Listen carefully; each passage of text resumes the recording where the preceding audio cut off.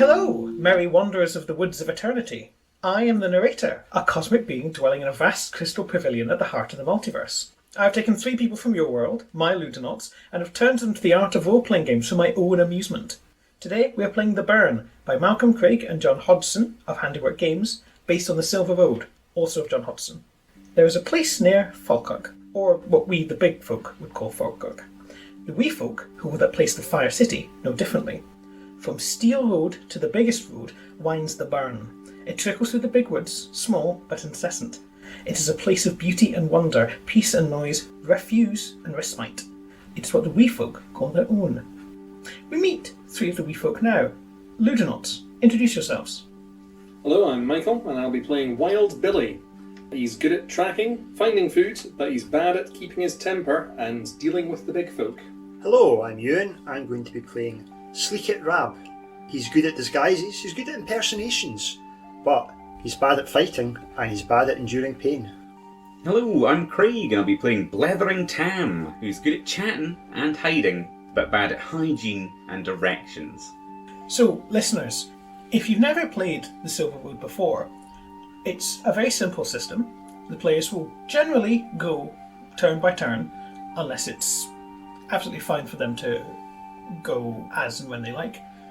When they encounter a challenge, if it's something they're good at, they need to roll anything but a 1. If it's something they're bad at, they need to roll a 6. They gain things they're good and bad at as the game goes. These are represented by charms and badges they have on their person. If they do things that I like, they get a skelf, which we're using in this particular moment, lollipop sticks. A skelf can be used at any time to alter any dice roll by 1, and they can use as many skelfs as they like. If a player's lucky number is rolled, they may butt in on whatever the current player is doing and add to the story. That's about it. We are currently at the Old Ponds. It's a beautiful day outside. There's a blue sky and dark water. I don't know what the 3 wee folk are doing, but I imagine it's something... Well, what are they doing? What are they doing at the Old Ponds on a nice day like this? I'm just on my way back from a hunt. I'm carrying armfuls of acorns that I've wrestled from the deadly jaws of some squirrels, and I'm presenting them to the other folk. I was like, got these? And I'll just chuck them on the ground next to my pals here. Blethering Tam, so I'm just sitting on the edge of the pond, sort of hand in, like smelling, just being smelly, and having the urge to wash, but no follow through. So my hand is wet, because it's in the pond, it's in the water, but the rest of me isn't. Like, it is a lovely day, I'm enjoying it. I have not the energy to just roll myself over into the water. Tam, I think you've got some problems with executive dysfunction. It's a nice day. Yeah? It's nice, and I know that I understand. You've said to me many a time that I reek. I stink, aye. And I've taken that on board. I need to sort myself out. Eventually. Why not just now? You're right there. I'll do it later. I'll pick up an acorn and just throw it at you. Ow! We're hitting each other now. That's a skill for Michael. There's a sudden movement from the reeds. Ooh, acorns! And we realise that Sleekit Rab's been there the whole time, just nobody's noticed. And we see he's this little fellow, he's about a good head and shoulders smaller than the other 2. He's dark skinned, his hair is like cobwebs, and he's sort of dressed in an outfit that seems to be entirely made of moss, so he always blends in. How do the other 2 look? So, Wild Billy, he's kitted out with a big poncho made from a shopping bag that he's found discarded in the woodlands. He's wearing gloves made from lovely silken bumblebee fur, and he's got kind of like a backpack over his back that he's fashioned out of a bicycle bell. And the straps on it, he tugs on them, which he often does when he gets angry. Pulls the bell and it makes a bell ringing ding sound. So Blethering Tam isn't currently wearing his little helmet that is a Lynx Africa bottle cap, like the little plasticky cap with the square bit for the thing to come through, because it's quite a nice day. Like, it's too warm for that. And he is, I'm afraid, taps aff. And he's got like a little string vest, like a little string vest made from like actual string, but it's not that much like actual string, if you know what I mean. It's cobbled together. It's cobbled together, it's fallen apart, and he's also got just, they might be Y-fronts from like a Ken doll. Actual, legitimate Y-fronts that are not white. Mm-hmm. But that's because it's a nice day, and he's taken off like a coat, like he's got a little ramshackle coat that's just, he's lying on as a pillow. Sleekit Rab said, "Did the squirrels give you any hassle, Billy?" Aye, they did. They're jealous wee things. Aye, got to watch them. Yeah. Hit them with this though, and I'll bring out the other thing which I've got on me, which is like a wee plastic. You know those toys that you get out of Christmas crackers? Mm-hmm. And it's a pink plastic magnifying glass. I was like, just give him a few whacks on the nose, scares him off. This beautiful, idyllic scene is rudely interrupted by a loud splash as a duck plummets directly into the pond, and on its back is a screaming wee folk. Oh. You recognise this is Jammy Jessie, who's now been forcefully dismounted and is spluttering and splashing. And you all remember, Jessie can't swim. Jessie can't swim. Better go get her. Rab looks around. Is there any litter? Like, for instance, what he's looking for really is like an empty plastic bottle that he could use as some sort of flotation aid. Yes, yeah, I'll say so. I'll say there's like a... Rab grabs like a 7-Up bottle or something that he's found lying about, a plastic one, and screws the top on. And with that, it's reminiscent of David Hasselhoff in Baywatch, you know, when he had that red thing that he used to carry about with him. That's the vibes we're all getting from this. And do you then proceed to run towards the pond in slow motion? Yes. Dramatic music starts playing as Rab's pounding down the bank of the pond with this Sprite bottle under his arm, and he launches himself into the pond. He's a decent enough swimmer, and he's got this flotation aid with him. Okay, so would you say that you're good at swimming? Yeah, he's okay at swimming, yeah. Alright, mark that on your sheet, that you're good at swimming. Roll die.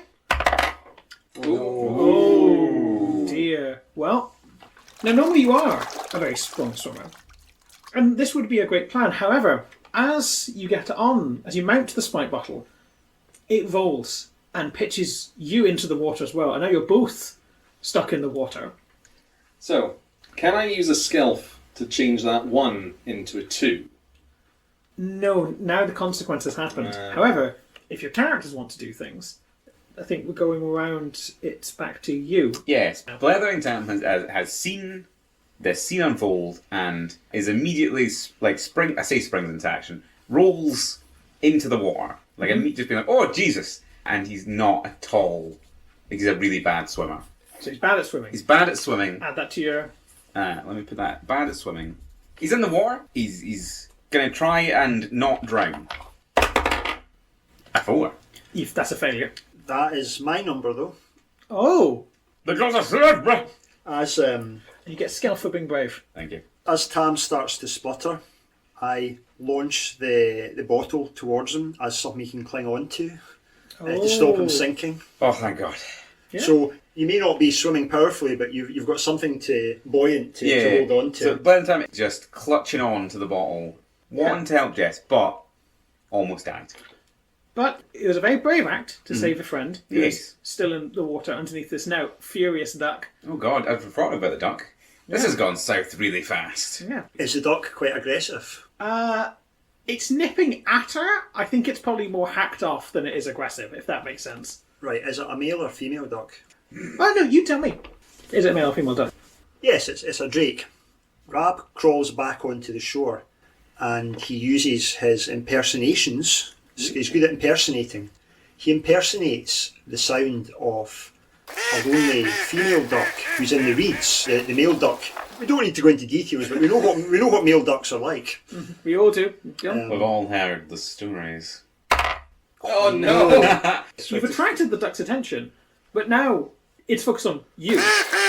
This isn't something like disgusting, but it's upset, and now it's bearing down on the thing that made a big sound. So Billy, he's going to see all this silliness, this foolishness getting on around him. And he's just going to well, I suppose time to wade in myself.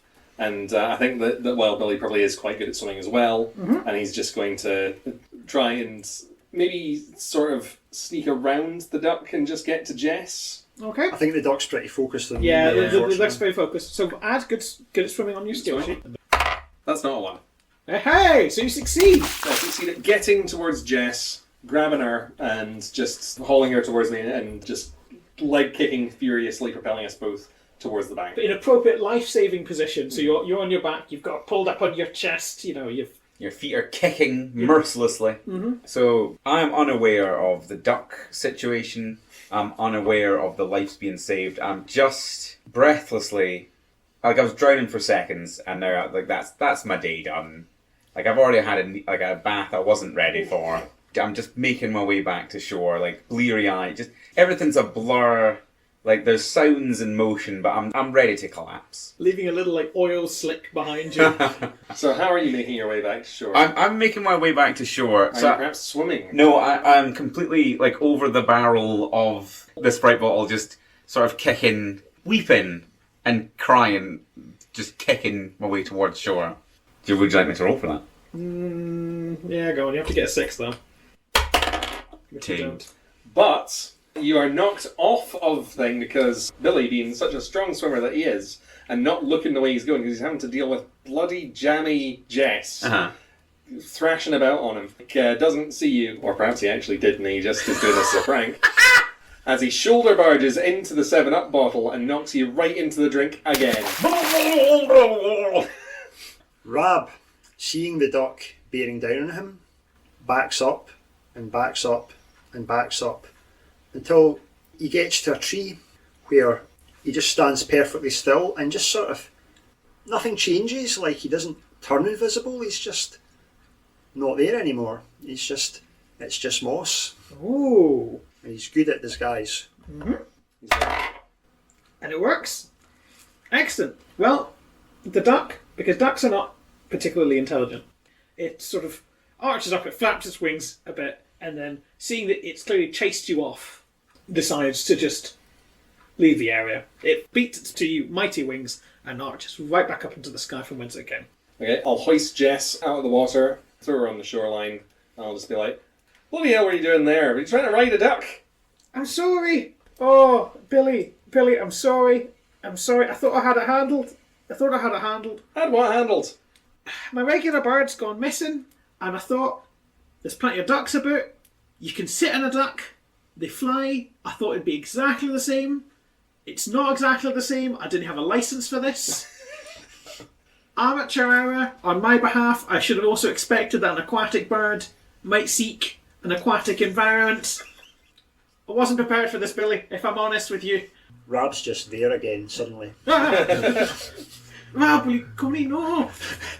That was awfully daft. Sorry. Look at the neck of poor Tam. Oh, I'm still drowning. Somebody help. Tam's just lying on the beach going, I'm still drowning. I'm still in the water. Rab does that thing, he walks up to Tam and he just sort of compresses his chest and he spits out a big stream of water. It was a nice day. On the plus side, Tam, you're looking a lot fresher now. Don't you start. So you can have, I've normally got that kite, it's like the bird, like a red kite.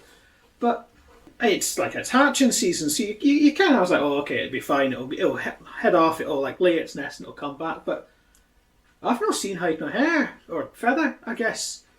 I'm starting to get worried. You know... Do you ken where its nest is? Aye, it's done by the old hoose, which you all can to be. If anyone's listening and you pick up a copy of the Burn, there's a beautiful illustrated map on the inside of the cover, and you know that you're going to have to cross by the stone brig in order to get over to the old house, which is long been abandoned by, for whatever reason. It's a bit spooky down there. Saying, aye, but I don't really want to go to the old house by myself, and I'll be honest with you, I'm pretty banged up.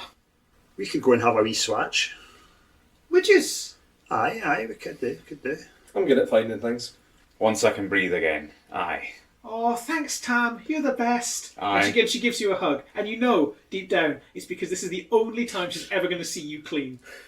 So she's sort of like savouring the moment. I'm just like staring off into the distance, looking at the water, half aware. Alright, so you're all going to have to head off on a wee adventure. Have you got little provisions to go along with you? I'm good at finding food, so yeah. I've got all these acorns. How many acorns did you bring? I got 2 acorns that I have not thrown at Tam. I've got that 1 acorn that you threw at me. Okay. 3 acorns. Well, that's enough. It's a day's walk, more or less. 2 if you're going slowly. Which Is the burn too big for us to cross unaided? Obviously, a pond's still water, it's not a problem, but would the current be too much for us?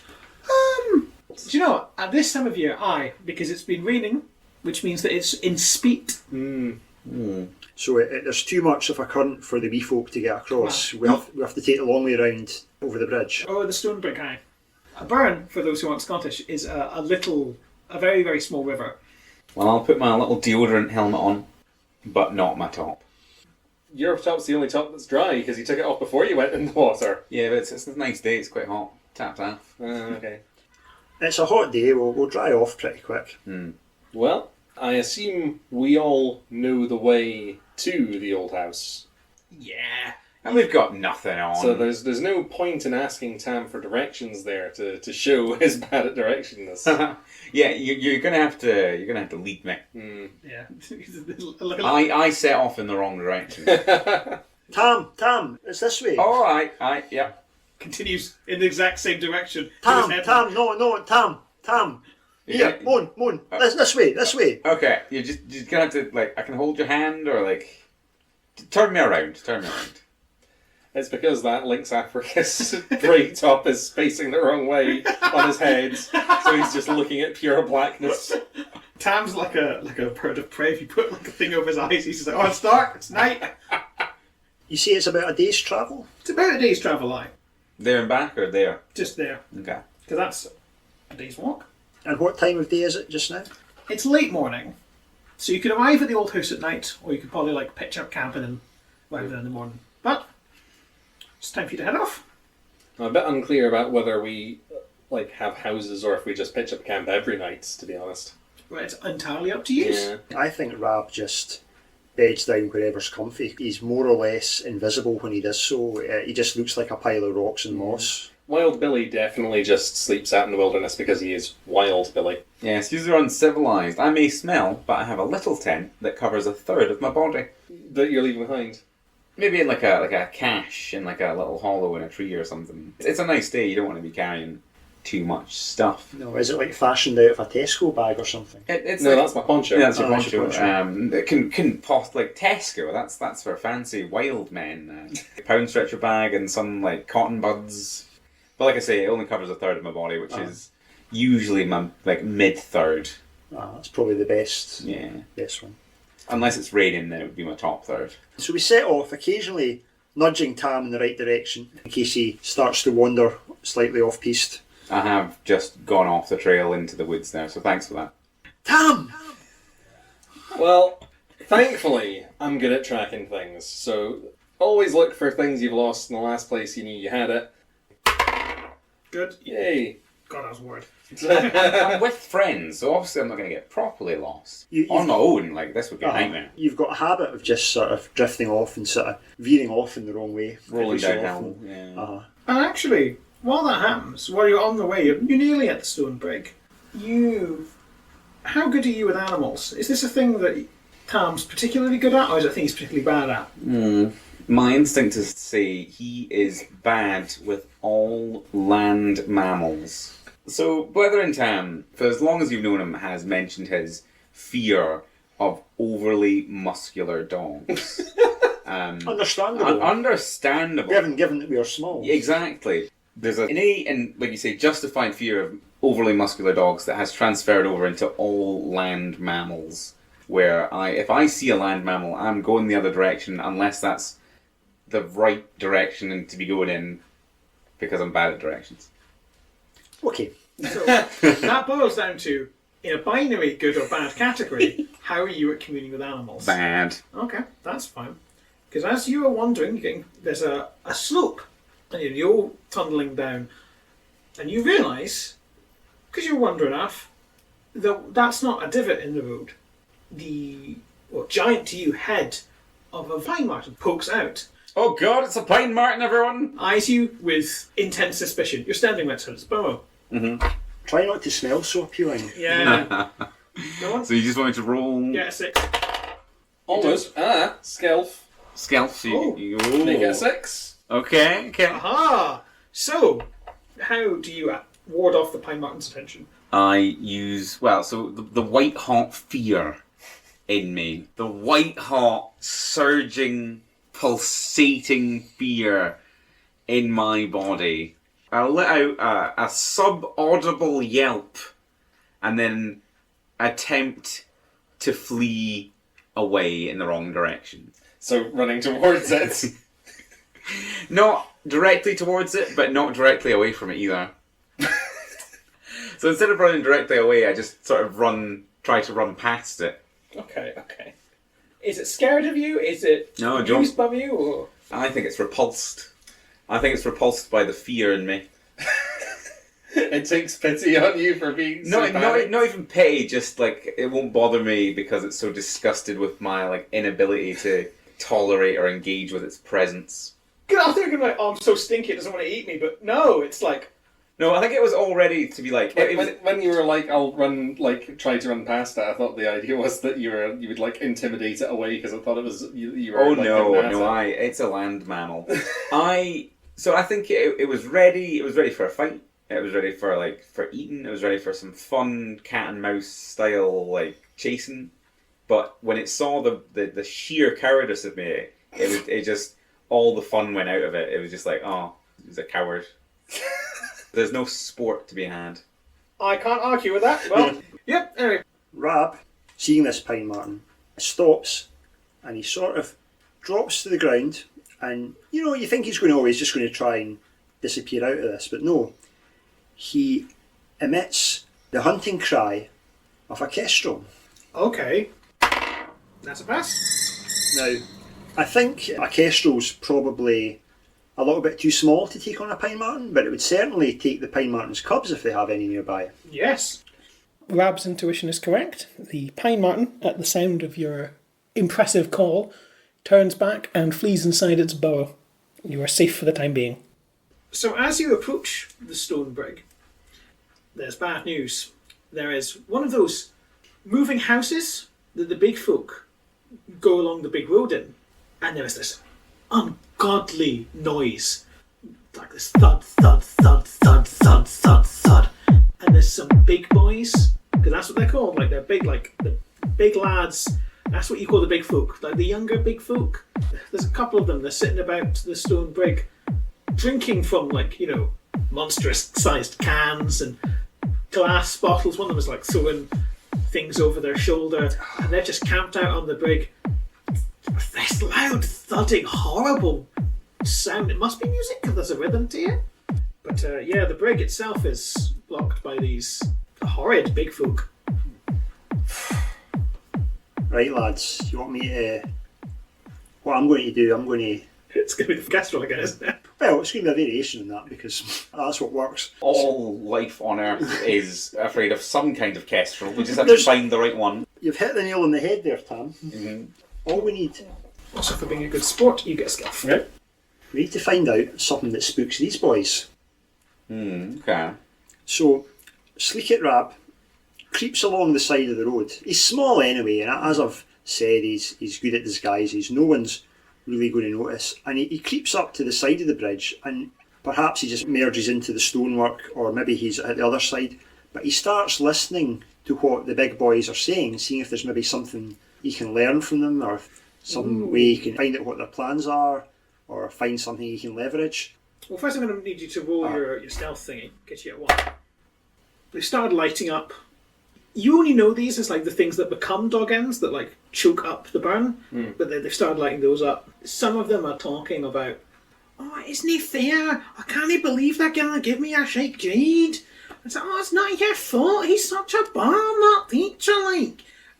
So they're clearly ventilating about what goes down at the Big House, which is the hot, awful place where kids go in and they come at the end of the day looking sad and drained. That said, you do notice The stone brig is obviously like it spans across it, but there's some outflow pipes. There's a trolley, like one of those, like a big shopping trolley that has been. It might be these big boys. Has been pushed in Into the water? into the water. It's in the middle. Obviously, water's flowing around it, but you could clamber across it, possibly. But you're gonna have to sit with these big boys so they don't spot you. There's not like a masquerade going on or anything. You're not concerned at the big folk spotting you. It's just that they tend to be just really unpleasant. Yeah. I don't like them. No. I don't like them. They mess the place up. They scare away all of the squirrels, can't get their nuts. They stamp all over all the plants that you can eat, and they burn down things by throwing these, whatever they are, it's terrible smelling sticks about. They make an awful mess. I don't like to go near them. I don't want to see them. I don't want to smell them. You're just venting your prejudice.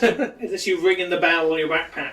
I'm getting close. I'm grabbing the straps and I'm looking at them. It's so bloody disapproving. Like, Can I see the other two from where I am? Yes.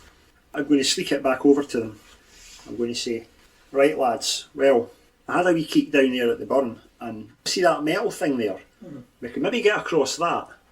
But I was thinking I could try something first.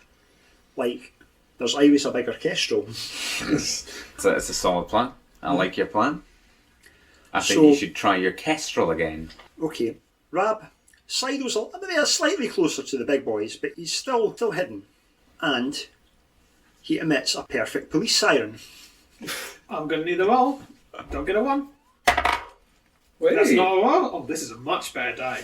Now, Rab is not an amateur at this, so it's not just like a full force police sign, but it does sound distant enough, right, that they all immediately like go, oh no, it's that filth! Oh.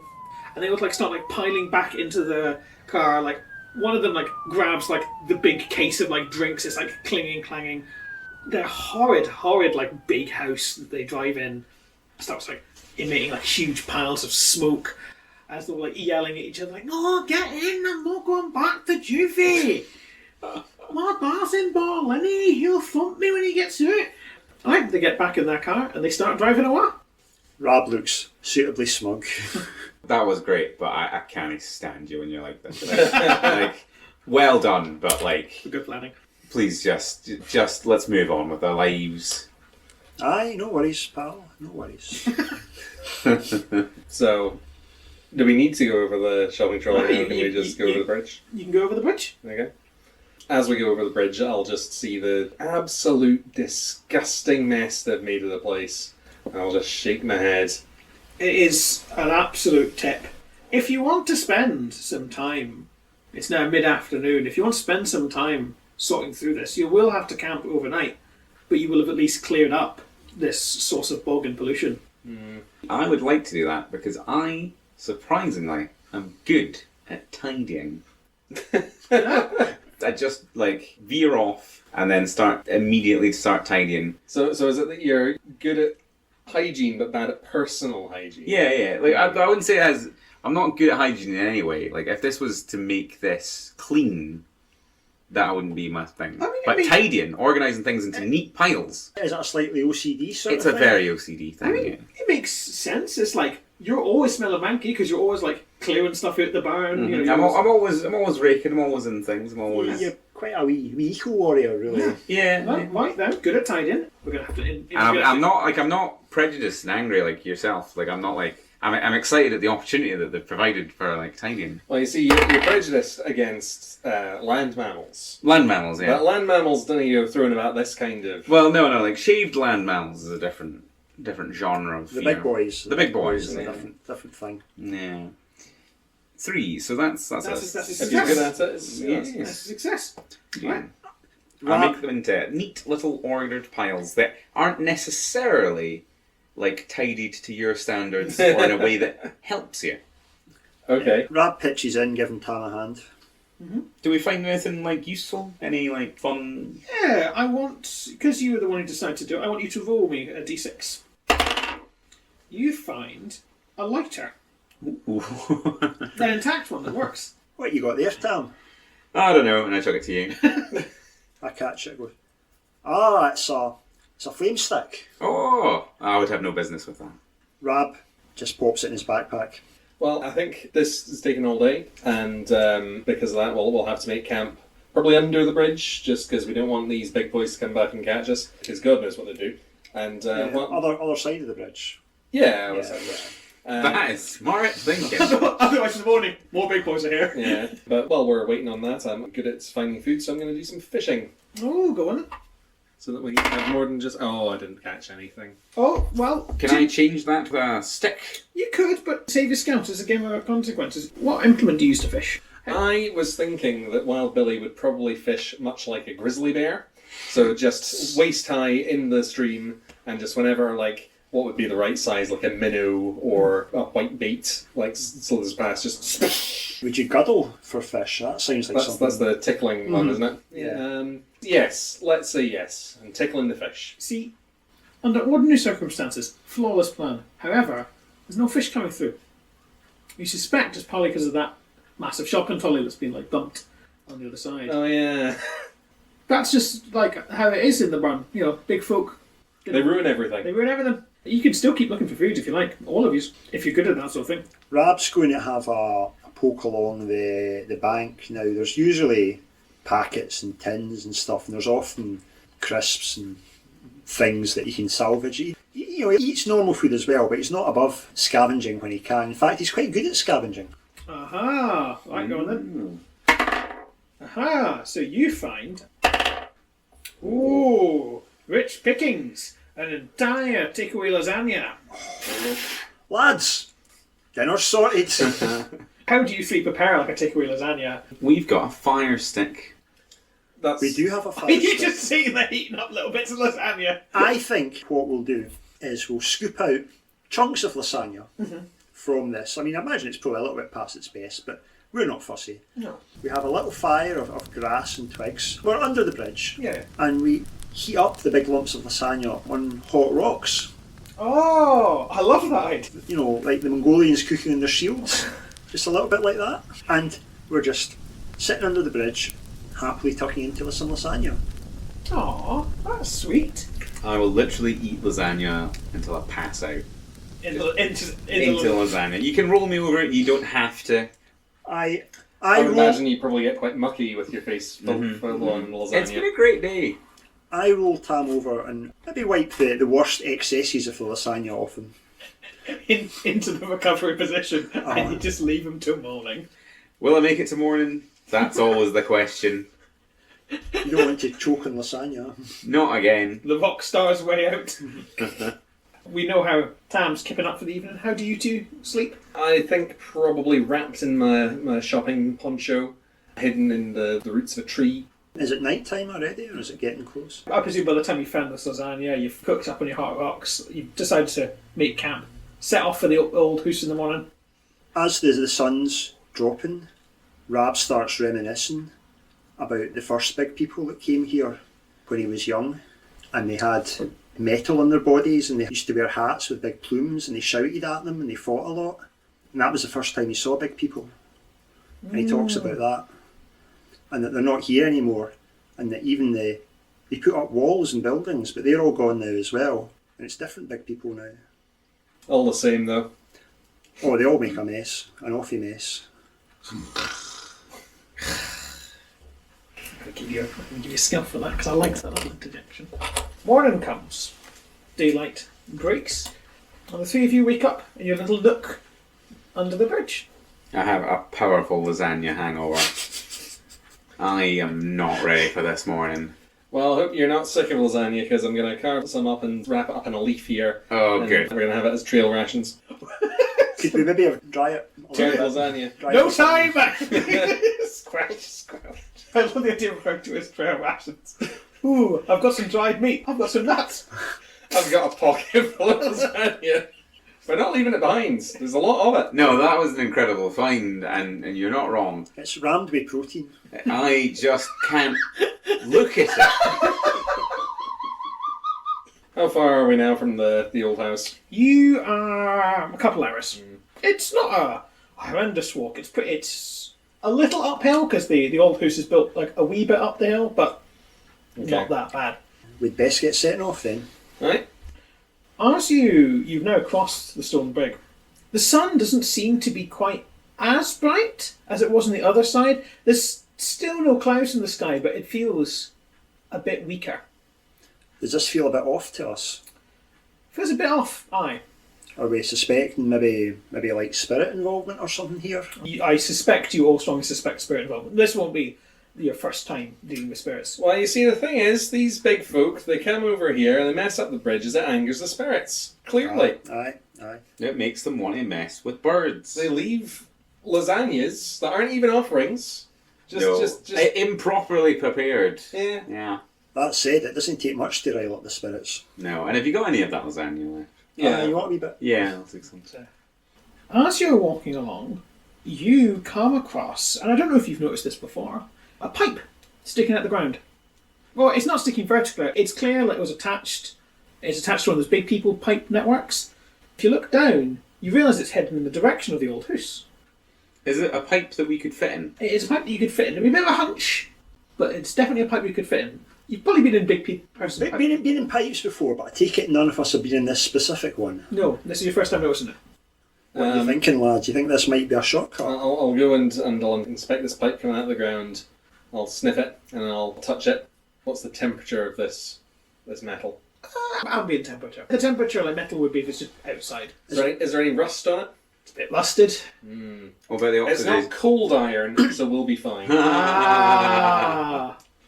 What does it smell like? It smells like cold, dank air. The old house hasn't been in use for a long. I mean, obviously, you remember it being built before it was the old house, it was just the house. But now it's just... no one lives there anymore. I mean, there might be a way in.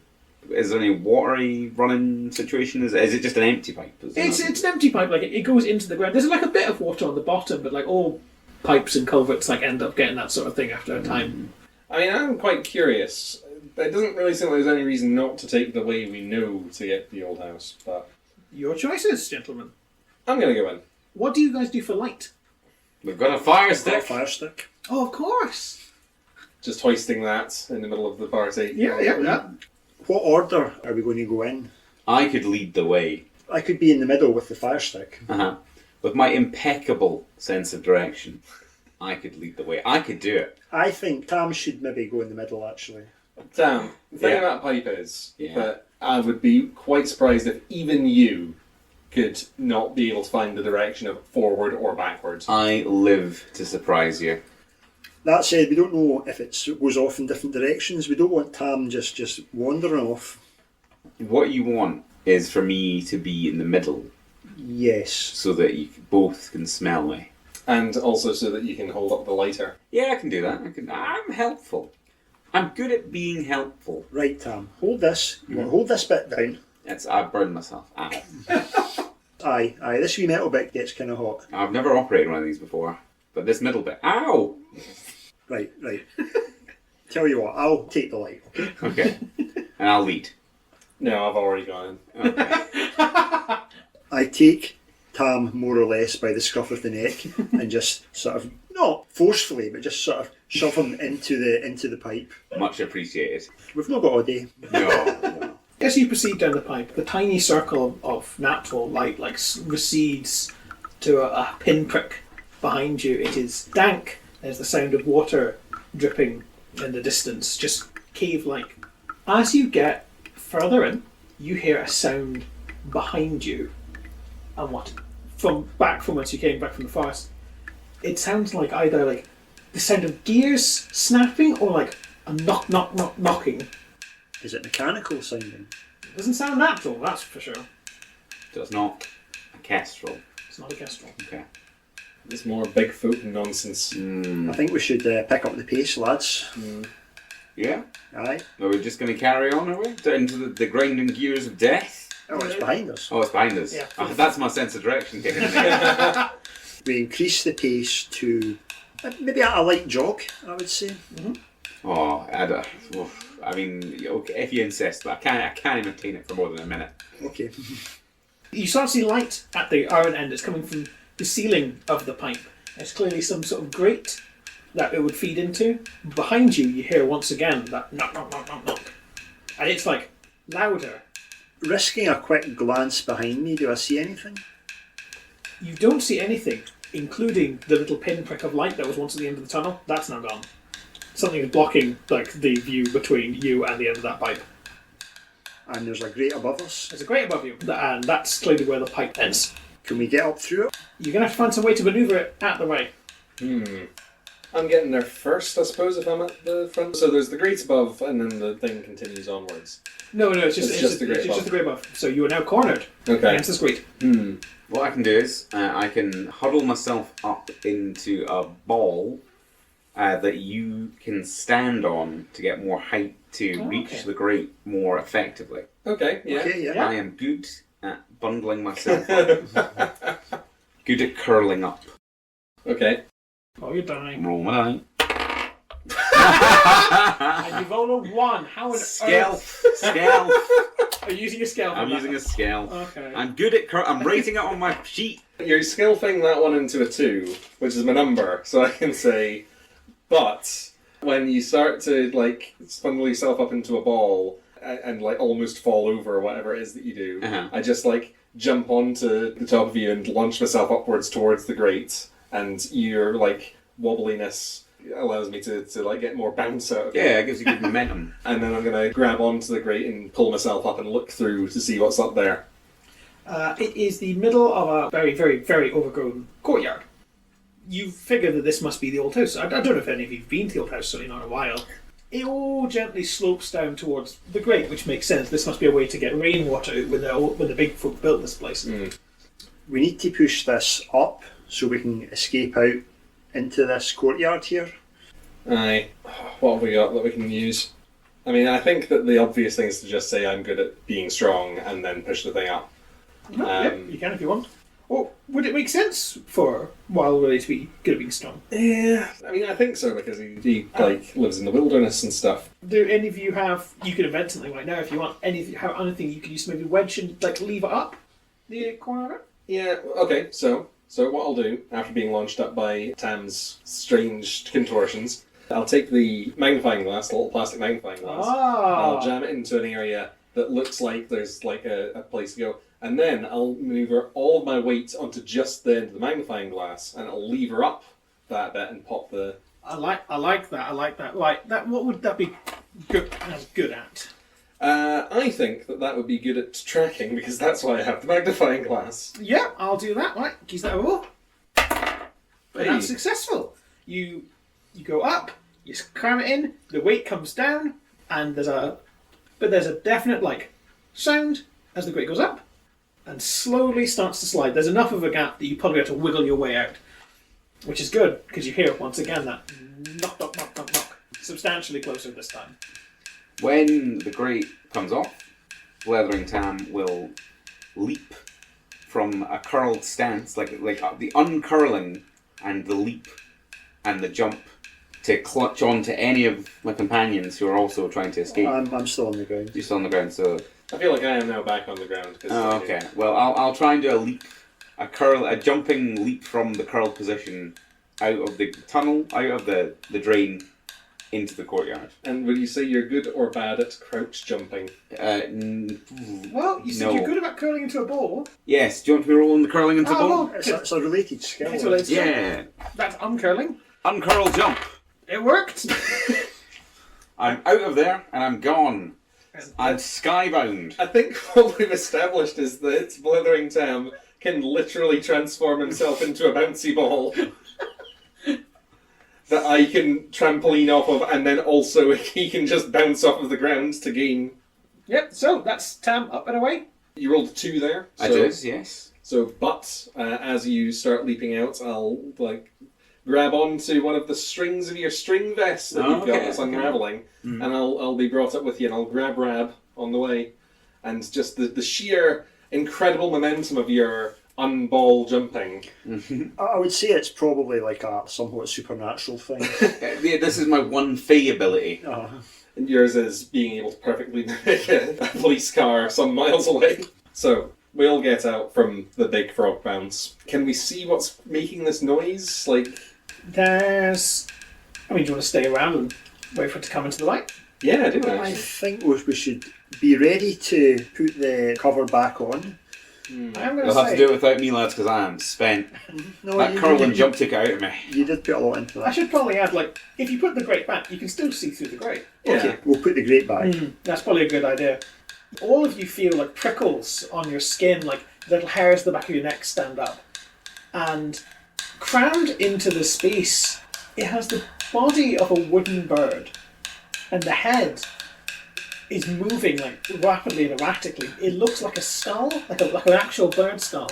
And when it opens its beak, like it rattles its head around, when it opens its beak, that knock, knock, knock, knock, knock sound comes out.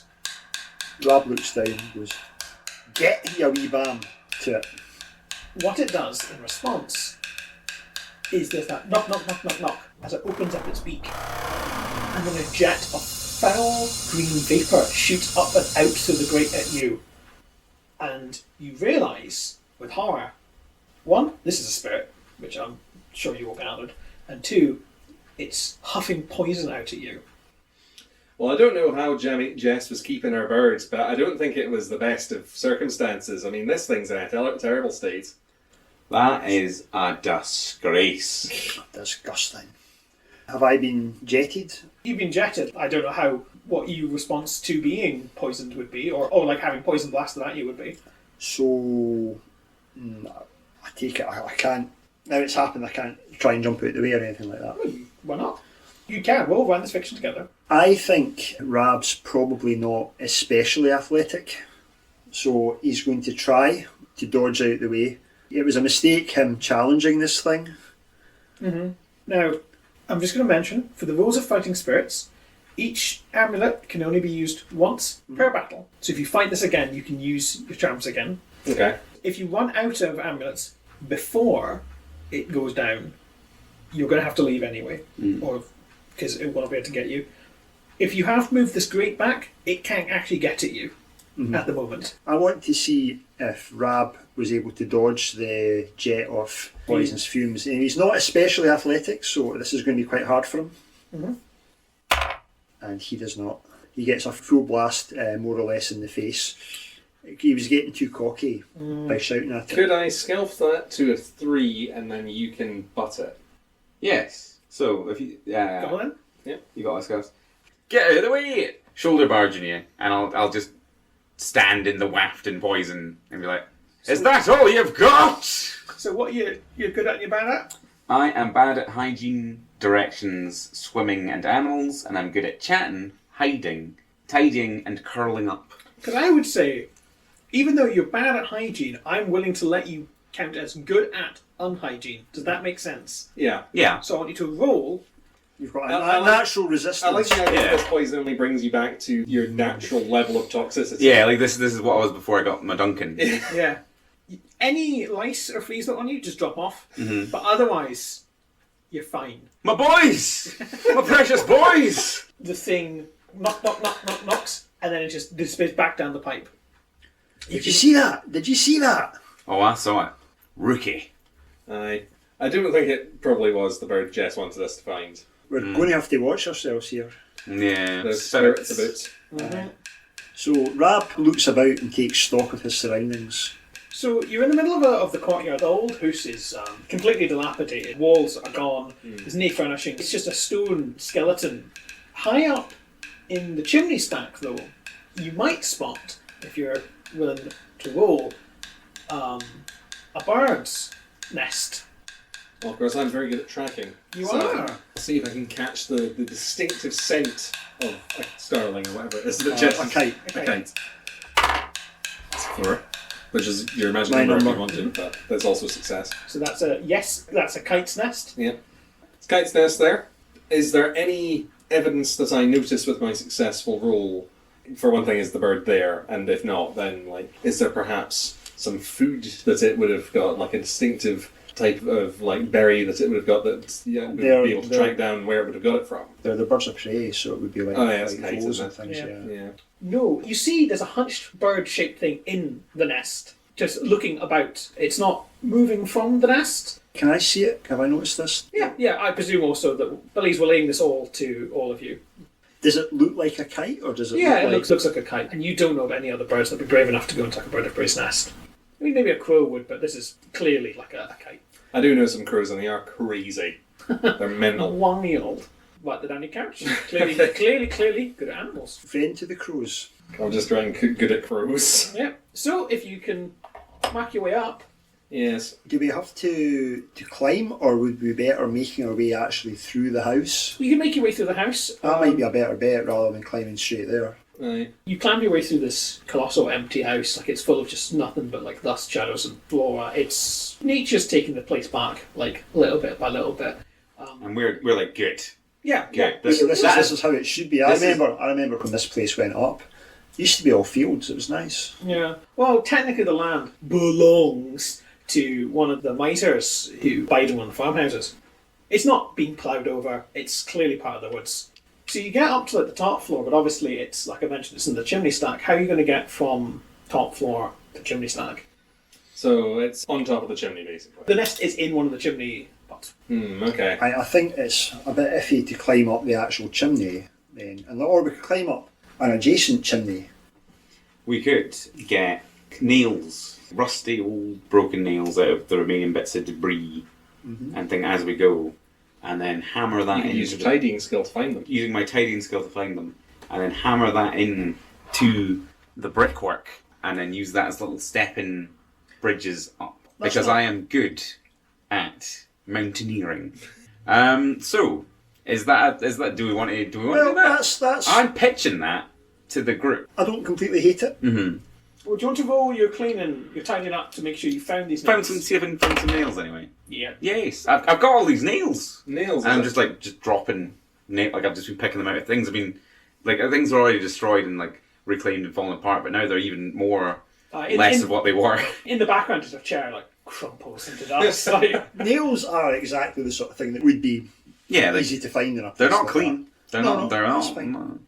Have you done this before, Tam? I've thought about doing it, yeah. But you've not actually. Well, I've done it at a lower level. No one died. Aye, so far.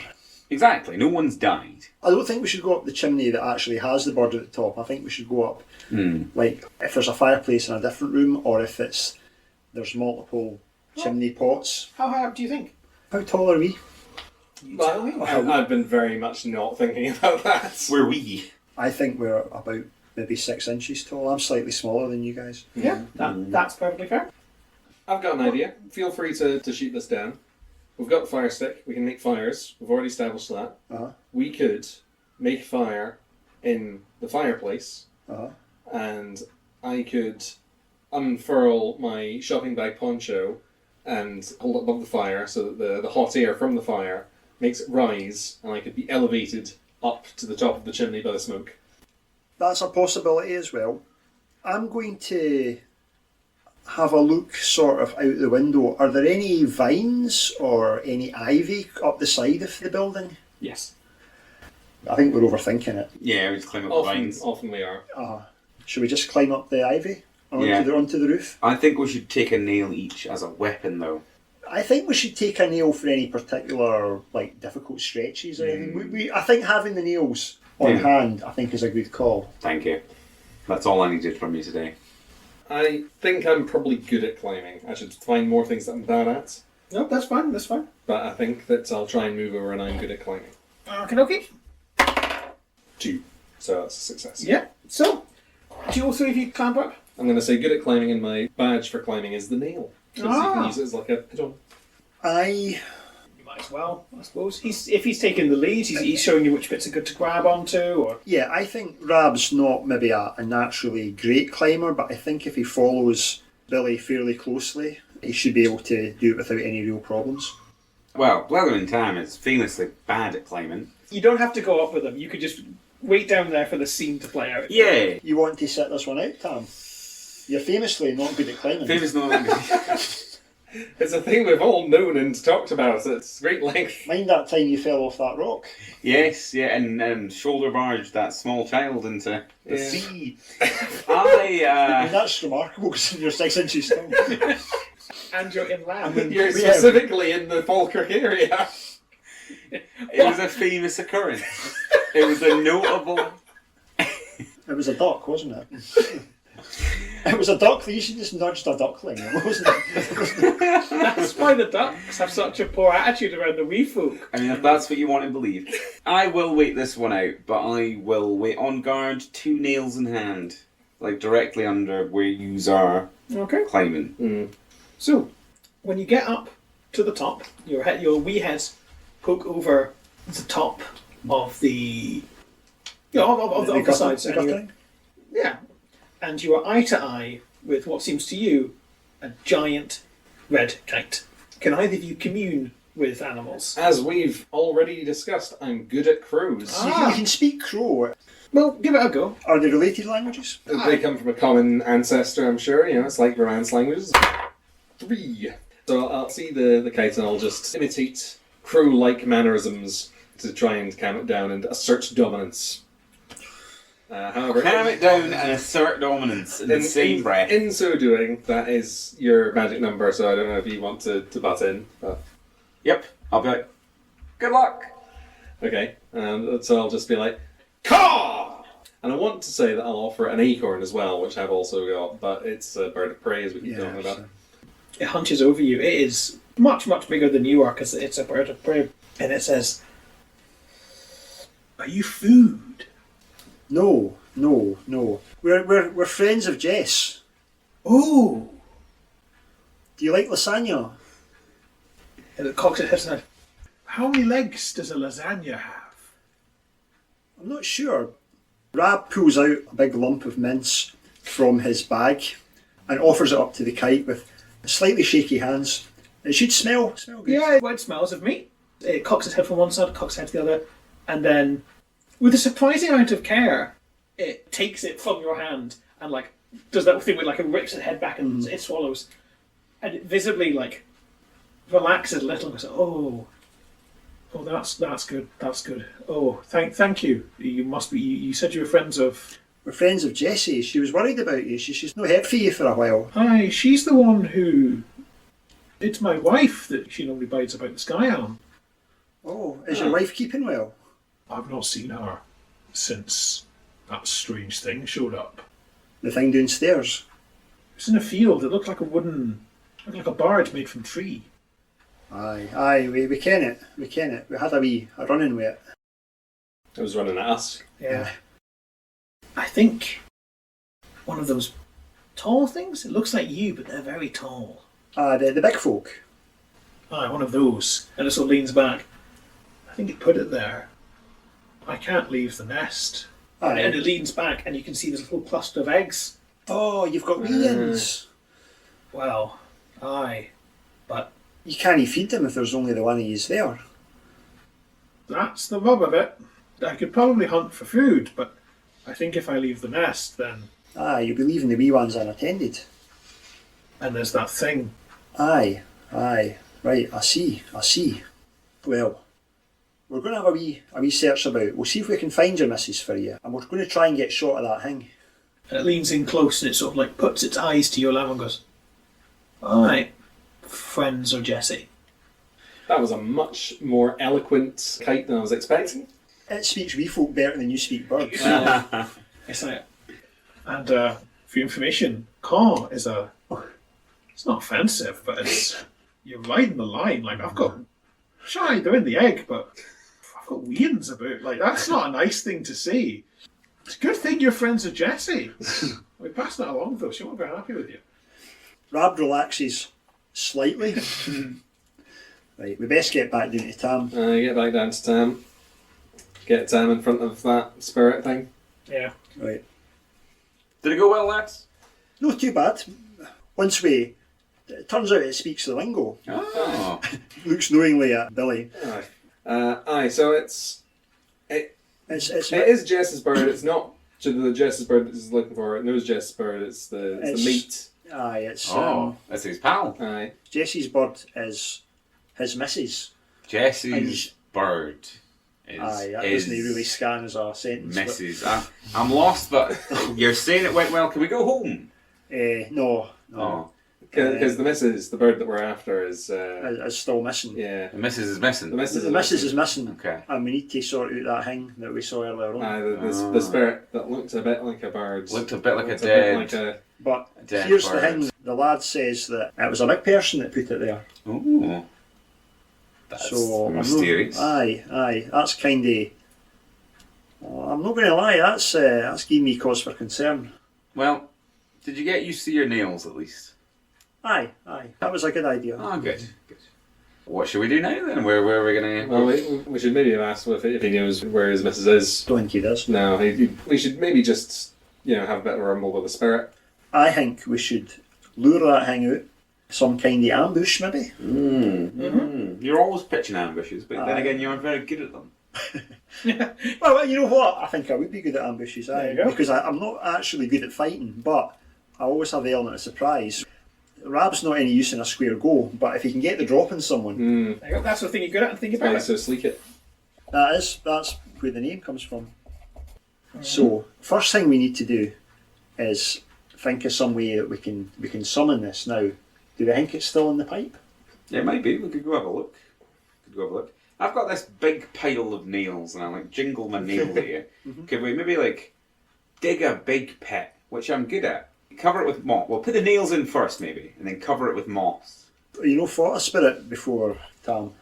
I'm just thinking. If we're That's not how you fight them. I'm just okay. I just wanted to dig a big pit. I'm Aye, a wee no. bit unsure on how you fight them. Apparently, it's got something to do with things that you're bad at. But Aye. You need to leverage the things you're no good at when you're fighting spirits. That's the thing. Oh. I've fought a few in my time. I'm not going to lie, lads. It's no easy. No, because if we could dig a big pit, it would be very easy. So we could. yes. One of us could walk the length of the pipe back to the entranceway that we found before, and the other one could go in through the grate that's here, and we could. Meet it in the middle. And if it's in the pipe still, it won't be able to get away from us in either way. Oh, dramatic. I think two of us should set off on that journey to the end of the pipe, so because that's the more dangerous thing. I could make kite noises to lure it. A serious suggestion. No, I was ready to laugh at you, but it is a good suggestion. Yeah. And you've fought spirits before. How is it generally done? It takes a lot out of you. I'll put it that way. We'd like to know mechanically. Yeah, I would like to know. So what happens is, when you do battle with the spirit, you obviously you go in turns, and you use your amulets, your charms, which represent the things you're bad at. What you will be doing is you are rolling, trying to get sixes. If you get sixes, you wound it. Once you've wounded it enough, it will either leave or be destroyed. Bad things will happen every single round until that happens. Rab says, aye, well, you'll need to use your charms against it.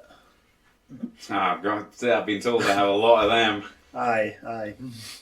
So do you make kite noises near to the grate, and then we can just drop down onto it when it turns up? Okay, yeah. We could have a go.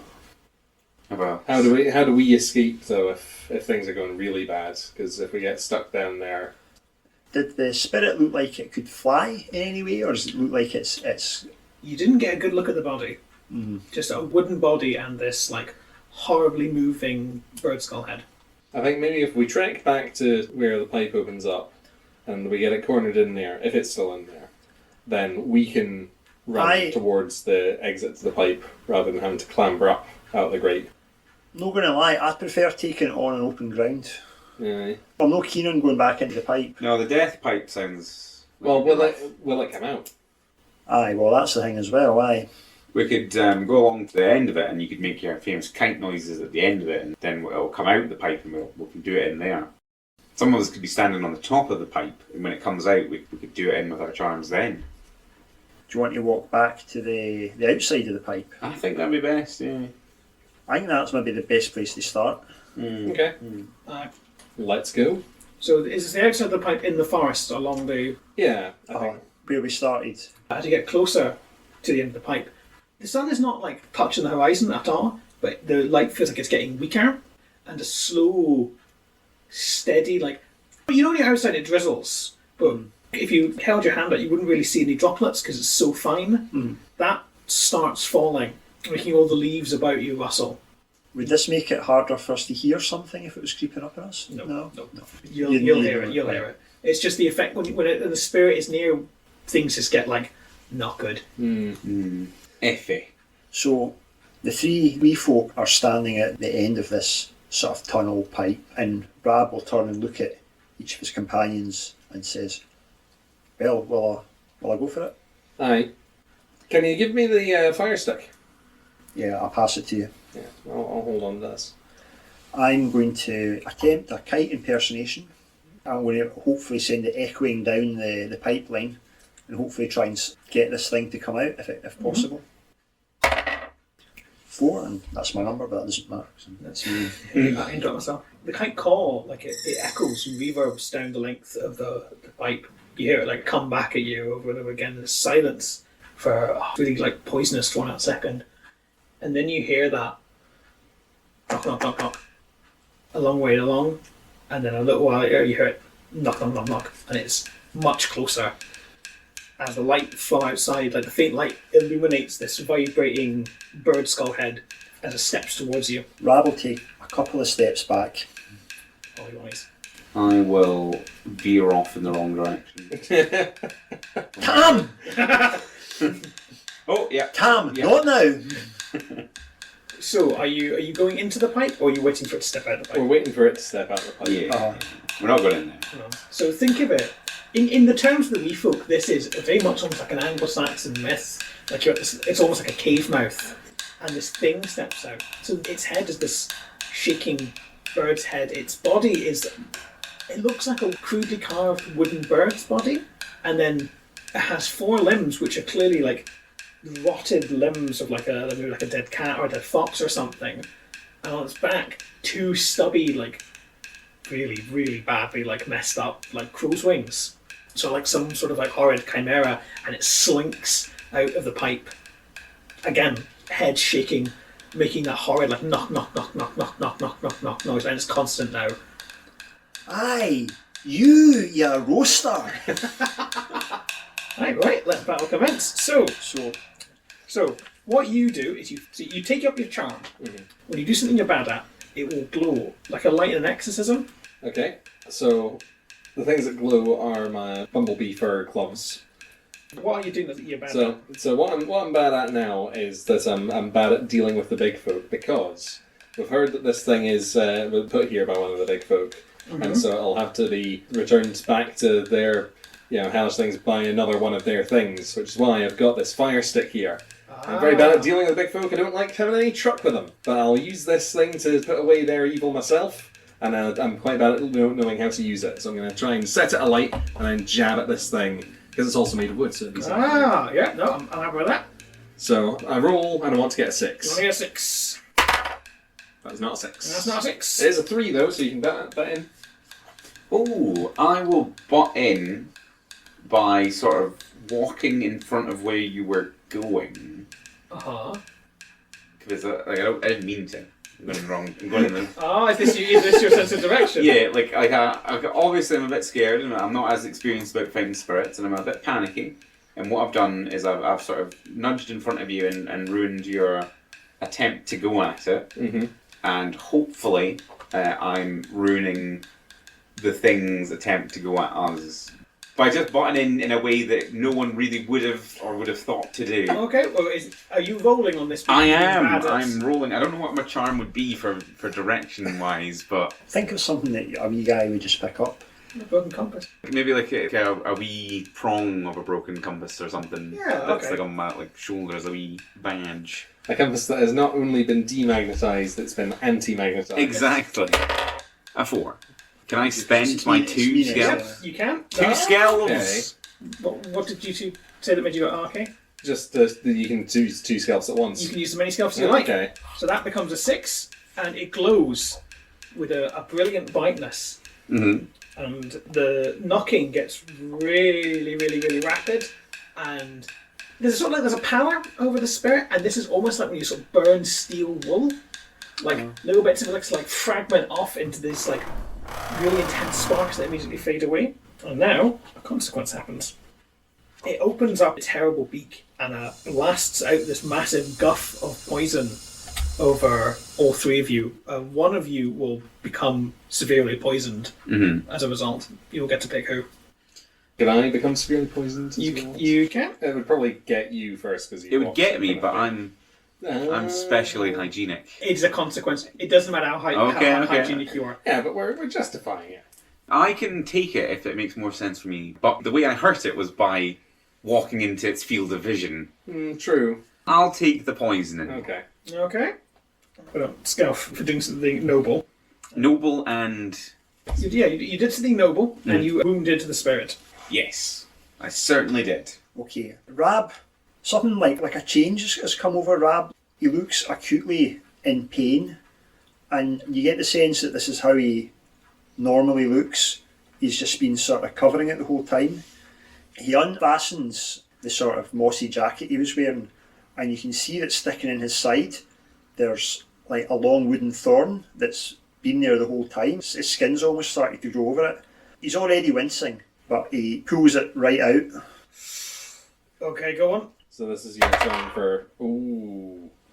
Now, I will intervene to make that not a 1, but does... I don't think it being a 1 is any particularly... It's just not a success. It's just not a success. What happens is you're really trying hard to push through the pain, but it is just too much. You falter, like your resolve falters, and you are knocked to the ground, like all the strength goes out of your little knees, and you collapse. Billy, seeing his friends get blasted by poison and fall to the ground from the pain of it all, and also like in trying to operate this bloody fire stick, this one thing that was supposed to be something that he could actually use from the big folk, it's not doing anything. It sparks up and it burns his hand and sets fire to his one booty, and it's just all getting too bloody much for him. And he just goes into a blind rage, pulls on his backpack, it starts ringing like nonsense, and he just rushes up to the thing and just screams like an absolute howl of complete anger in this thing as he tries to calm himself down. And so I'm going to try and attempt to use my lack of being good at holding my temper as my weapon. Well, it definitely doesn't work this time. Whatever, and you don't control your anger. You're just too upset. Stinks of big man stuff. Your friends are getting hurt and injured. This thing is huffing poison, and as it does so, it breathes like another swathe of poison, and all the foliage behind you immediately starts to wither, as if it's in the highest summer heat. The land of the burn is now being affected by this creature. And I thought that these spirits were their own evil thing, but apparently even this is more big folk nonsense. Blethering Tam has not been conscious of his friend's troubles. Even the pulling of the thorn out of your side. He's been hit by this poison, holding his poison ichor in himself, feeling absolutely bleary-eyed and poisonous. Tries to face his fear of animals, and it helps that it's not a land animal. And you related your story about calming the bird. So Blethering Tam produces his little half-eaten last leaf of lasagna and says, "Caw!" 3. Which is a 6. Because I want to use all 3 of the things. So, what charm are you using to represent you being bad at animals? Bad at animals. A little rabbit's eye that I carry in my person. Little dried rabbit's eye. Little crusty eye. The bird skull on this spirit stops doing its weird vibration thing, and you can see that it's clearly it's a kite skull. Uh-oh. And it reaches out, actually, clearly the part of the spirit that's the skull is actually tempted by it. It knows that it should have food and it wants food, and this smells so good. And as it does that, the wings, there's that burning steel wall effect, and they slough off and fall to the ground and just become inert, dead bird wings. As that happens, a consequence occurs. You hear a loud, sharp crack as lines start appearing in the tunnel. The pipe itself is beginning to crumble from just the force of this battle. Rab painfully picks himself up to his feet. Now, he's bad at fighting. He's got something that he looks at to inspire him when he needs to sort of try some actual physical violence. It's a coin. It's a really, really old coin. The first big people that he saw, the ones with the armour and the plumes and the horses, it was one of them dropped it centuries and centuries ago, and Rab picked it up. And he looks at the picture of it's a picture of a big man, and he's got like leaves in his hair on one side, and on the other side it's a picture of a big bird, which seems appropriate. And he thinks about the violence of the big people, and he tries to channel it. He tries to think of, although he's terrible at fighting himself, he tries to think, well, what would have those big men have done? And then he just tries to deck the thing. He's going to use 3 for stealth to make that a 6.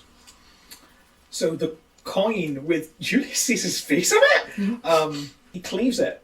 Are you using the coin as a weapon, or are you attacking with something else? No, he's just going to nut it. He nuts it. It reels backwards. As it rears up the back legs, there's that burning steel wool, like there's a crackle. They collapse and it slumps. So now it is just the head, the wooden body, and 2 forelimbs. And as a consequence, nothing happens. Because that's an option that I have. I will also pile into the melee combat that has happened with my magnifying glass raised high, and before I bring it down on this thing in an angry just attempt to bash it into pulp, I'm going to be like, no, maybe don't do that. Spirits. Yeah. Spiritual combat. Calm down. Oh, 1. Have 1. You find that centre, that quiet little moment in yourself, and you just nut it again. Well, I'm thinking that more like I was going to just like bash it with the plastic magnifying glass, and I'm like, no, calmness. You do your breathing. And then like I just like tap, and then like the light from the magical light is just like... Because you managed to calm down and get yourself to the centre, you notice that the arms do not actually, they're not flush with the body, there's a slight gap, and the way you managed to focus the light in there forces the arms off, and now it slumps, literally just like this weird wooden body and the head just snapping, trying to bite at you, and it clips you. It actually does get you, and it rakes that kite claw through your flesh, and it hurts. It hurts so goddamn bad.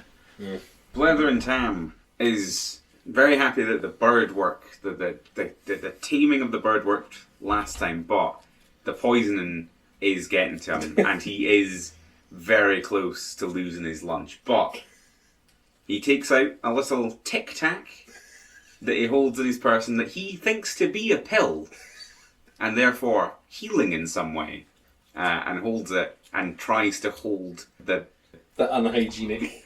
the unhygienic bodily fluids. He's got the urge to vomit, but it's strong. He is... And normally, he would just let go, it wouldn't bother him. Yeah. But this time... He'd be very enthusiastic about it, but this time, trying to better himself. But the spirits. Hey! Oh, Nat 6. that is, yeah, and I don't know if the spirit mistakes that look of pure, unwavering concentration in your eyes as like spiritual defiance. Like, I think from its point of view, it has met its match in the form of a concentration even the wisest of your kind could not possibly muster. And in reality, you're not even aware that this bird is here. You're holding on the urge to purge so badly. Wet eyes. You look like a sad cat. As it tries to go up, and when it flumps down, the head just rolls off, and the spirit is completely inert. And that is it. The spirit, known as Dying Thumper, because they've all got names, is gone. It is dead, vanished. On close inspection, if you do roll the body over, you'll realise that it's like a fake body. It's something that's been carved, and in its like chest is a cavity that stinks of poison. And you realise that the big men probably put that out there as a lure for the birds. So yeah, now you've got the kite skull. Does it seem likely that this is actually the skull of Jesse's kite? I think if you were to guess, the spirits are only made in response to like a shocking injury to the bird itself, and you wonder if maybe the death of this kite was enough to like conjure that response. I think we need to dispose of this poison anyway. The poison's got, it's like there's the scent of poison, but it's... I think we should have our friend who's very good at digging holes, dig a wee pit, and then we can just put it in there. And love the idea that's like, Gravedigger! Give me a minute. And then eventually I will very, very expertly and neatly dig a big pit. With a soup spoon. Yeah. While we unceremoniously dump all the respective parts of this spirit in the pit and cover it over, we keep the bird skull separate, and we give that a small funeral in our own way. We bury the skull with full wee folk honours, and we say a few words. It's unusual for a wee folk to die, but it does happen, and we have our own ways of dealing with it. Now, I think what we need to do now, we need to break the sad news to the father kite. Aye, we will. I think what we're going to have to do, there's only one thing for it, we're going to have to offer to look after the wee ones while he's away hunting. I suppose, because he'll not be able to 'Cause feed himself. After all, what are we if we're not the guardians of nature? You return along the cracked pipe, you get back to the old house, you clamber up the ivy, I presume all three of you. Now Billy's found the path up the ivy, like he knows all the safe spots, because he's the... I'm not happy with it, but I will do it. Yeah, no, you're grumbling, and you get up. The father kite is sort of hunched over the nest, regards the three of you. I kneel down in front of him, I explain what had happened, and I offer to him our services.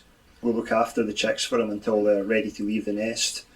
The father kite it dips its head, and it straightens up and says, "It is always better to know.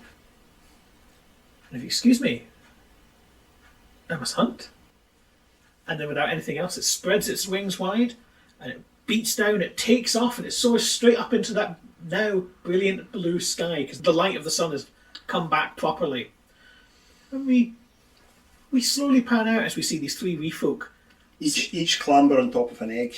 Yeah, that's what I was planning. You each clamber on top of an egg, and you get yourself ready for the long haul.